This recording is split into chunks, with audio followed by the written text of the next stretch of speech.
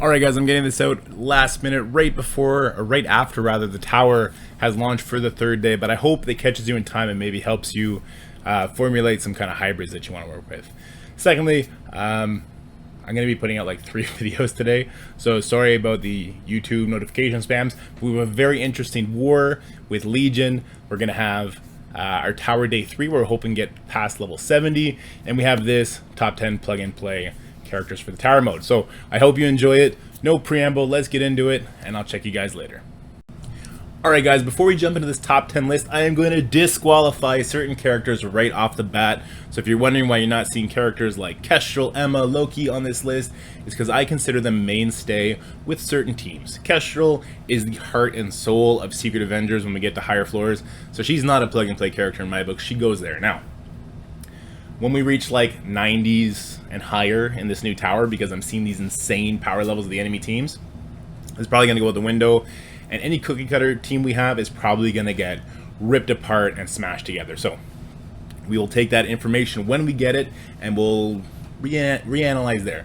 So what I'm talking about when I'm doing these top 10 plug and play characters is going to be characters whose teams I don't think can carry us through, say, floors 50 to 75 or 80. I think Secret Avengers are going to be good up to that point, so Kestrel will stay there. Other characters that are going to be disqualified: Emma is going to be a mainstay with Eternals. Loki will be a mainstay with either New Warriors or Eternals, so he's not going to be there. Like Captain Sam, who would definitely make this list, obviously again with Secret Avengers. So you get the gist there. Basically, I'm peeling characters from non-workable teams, like say Black Bolt from Inhumans or Zemo from Hydra 3. I don't think those teams are going to be able to handle the higher towers from like floors 50 to 75, 80 for most people's rosters. So that's where I'm pulling these 10 characters from. So let's get into it.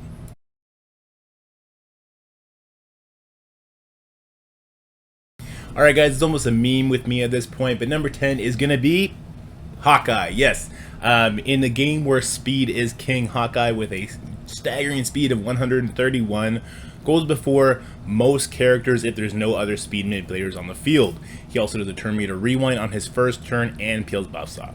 This makes him especially good for teams that have a slow start, that you want to get out the gate a little bit faster, such as Ravagers, maybe even Astonishing X-Men, or even X-Factor. Maybe throw a crit on him, Raider that is, to get the X-Factor on and poppin'.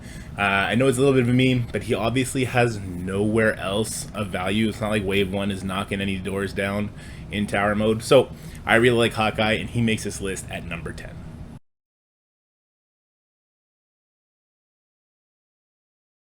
In the complete opposite, you kind of know that I don't really like Doc Ock. I don't find his kit to be as overwhelmingly powerful as other people do, mostly because of his speed. Now, he does have one very interesting mechanic, that's stopping of the offense down, which is going to make him super important in tower mode, actually. When we got a bunch of these Black Order teams, or teams with Yo-Yo in it, Doc Ock really kind of slots in there as a one-person counter that lets the other 4 people around him do what they need to do to get the win. I really like Doc Ock with an Inhumans team, or with a Symbiote team or Web Warrior team to take on these Black Order and or Inhuman hybrids. So Doc Ock makes the list at number 9, even though it kind of pains me to do so.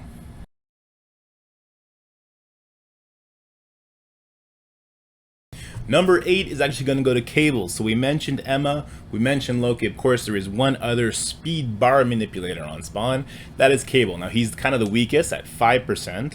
However, it's really impactful in certain matchups like the Weapon X team. You can do a mirror match, but take out Wolverine, throw in Cable, and he does the job there. He also does a turn meter rewind on his special, just like Hawkeye does.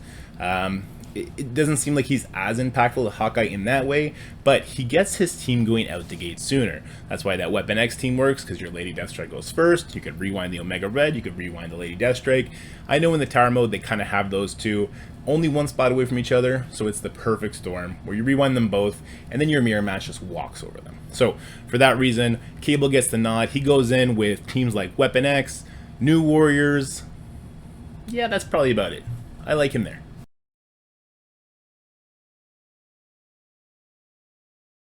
Coming in at number 7 is going to be our girl Shuri from Wakanda. It might surprise you that she's this far down the list.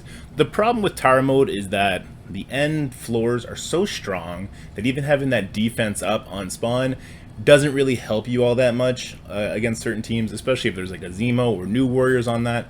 So although that defense up is nice, her real power comes in that energy. Now, if you put her in a team, say with new warriors, and she gives that energy to Dagger, and Dagger gets to use her ultimate turn 1, hey, you just got yourself an easy win.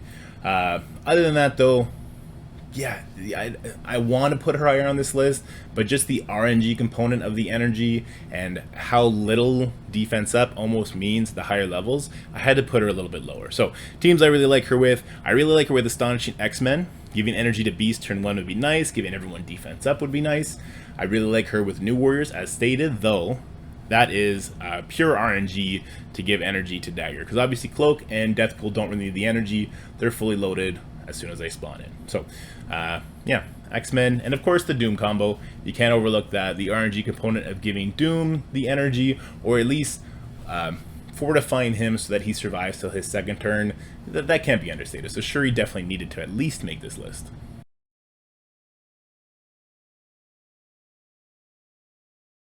You know, I really didn't think this next character was going to make this list at all, but coming at number 6, I gotta give a nod to Black Bolt. Just looking at what this tower has to offer us, as opposed to the last tower, there's a lot of revives going on, a lot of burping would be really beneficial here. So Black Bolt comes in at number 6. I really like him on just mismatched teams that we're going to be using on the super higher floors, particularly against Dormammu teams, which is why he had to make this list, because to get past those Dormammu teams is a monumental task, and he's definitely going to be instrumental in that. Like I said, though, he's kind of like a hybrid team kind of character. I can also see him going well with, say, a Secret Avengers team if you don't need that Fury speed, or a Weapon X team subbing at Wolverine. I can see different things kind of working, but I don't see him being a perfect fit for cookie cutter teams, more like a super amalgamation of a bunch of different teams. But because of the importance of taking other Dormammu teams, he did edge out the other characters and hit the number 6 spot.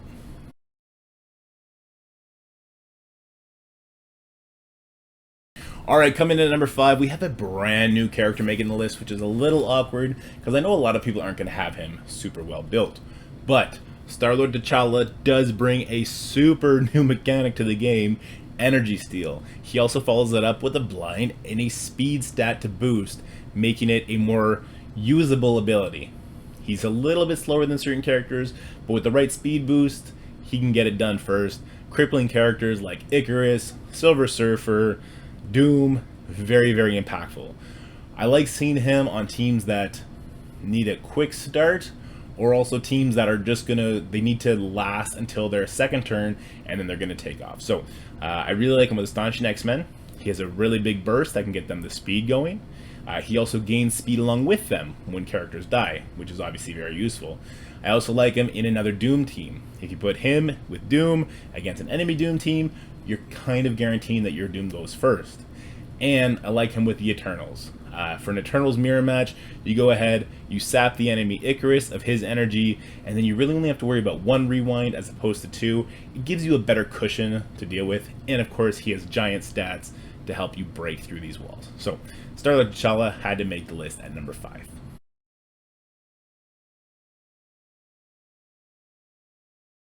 Alright guys, these last 4 slots are going to be very controversial. These next 3 characters could have went in either spot. I kind of just went by what I was looking at the tower and seeing like where they would fit in the best, and what kind of tools their kits bring.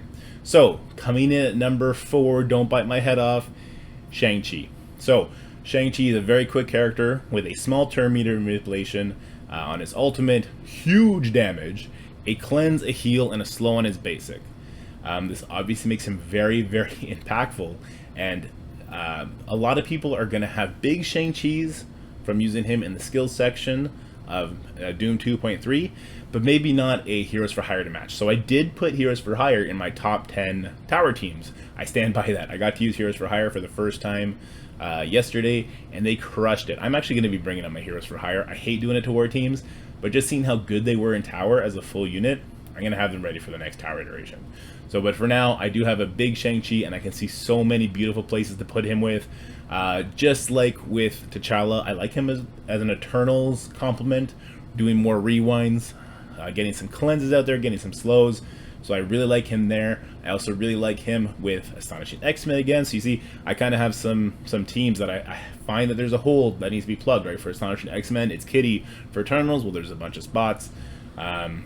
For symbiotes, a good kill can really get your symbiotes on and popping, which is amazing. And of course, X Factor. My Shang Chi is a raider. He hits a bunch of people on both his special and his ultimate. That's going to be a lot of crits, a lot of damage. So he has a lot of places he fits in. So he's going to make the list at number 4.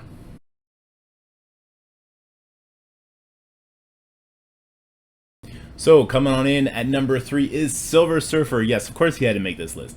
His kit is amazing with a 2-turn ability block on his first turn, and his speed stat starts good and gets better. It's kind of insane. And he fits in just a slew of teams, making them all the much better. Teams like New Warriors, where he's going to drop an ability block and Deathpool can spread it. Amazing. Secret Avengers, he can replace Sharon Carter, so you don't have to wait 2 turns to get the ability block. If you're using them to take on a Doom team, Surfer gets it done on turn 1. Amazing. He can go with Weapon X, replacing Wolverine. Just another 2-turn ability block. That's huge. Astonishing X-Men, replaces Kitty.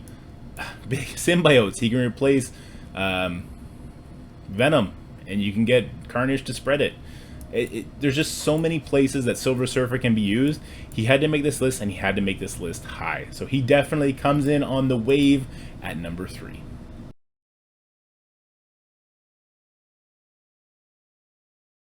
All right, and number 2, I don't think this is going to be very controversial, is Doom. Doom is such a great plug-and-play character. He has that, push me, I push you back when he gets dropped to 50% before he takes his first turn. He's going to ult, rebalance all his health, call in the next strongest person, do 3 attacks along with his 3 attacks and his big explosion.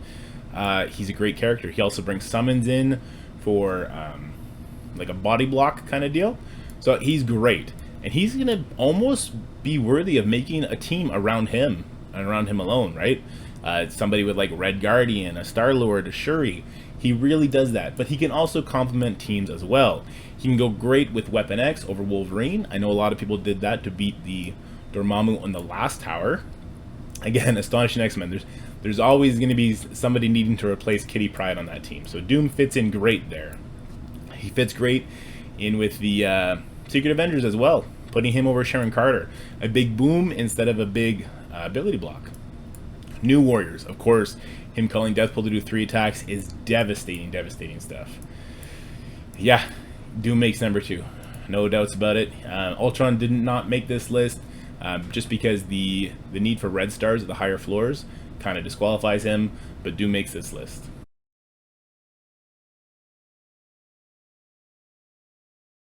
And coming in at number 1, I know you guys knew this was coming, is Zemo. Of course it's Zemo. He is the fastest starting character in the game. There is a reason why when you see an enemy Zemo team in the tower, a cold fear creeps up your spine, especially if there's 2 of them with an X-23, and you just think like, what did I do to the devs to make them hate me this much? Zemo makes this list. Super fast, strips all the buffs, puts ability block plus slows before anybody gets a turn. He complements so many teams. But most importantly, he kind of brings X Factor from a B+ tower team to an A+ tower team, getting them off the ground immediately, putting out damage right away, so that Shatterstar then opens up with the defense down and Longshot turns it into a 4v5 right away, makes the X Factor team an A+ tower team. There's no other way around it. He can also obviously be very good with the Ravagers, again, Secret Avengers, Astonishing X-Men, even Uncanny. He can give Uncanny a good little breather so that Phoenix can do her thing, Magic can get charges to Storm, and then Storm can kill everybody. Zemo fits in just about everywhere. So he had to make this list at number 1. There you go. That's our top 10, guys. Zemo crushes it at number 1. Hargrave will love that.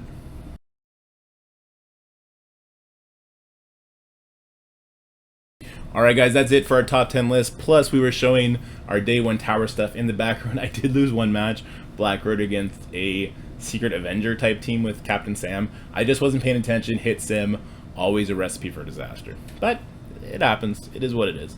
I still did okay, and then I made up for it on day 2, getting 22 solid wins. So tonight, we're going to be having another tower stream, of course, and then a tower video coming out right after, hoping to get up to like level 72. So come check me out on Twitch or catch up on YouTube, and yeah, let's have some fun. But of course, guys, this list is subjective to your roster. That's obviously opinion from me. So let me know what you guys think. Maybe you guys can change my mind. Maybe I change yours. Let me know in the comments if this video made you think or made you question my sanity.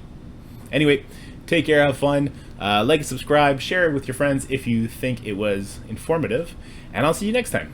Bye, guys.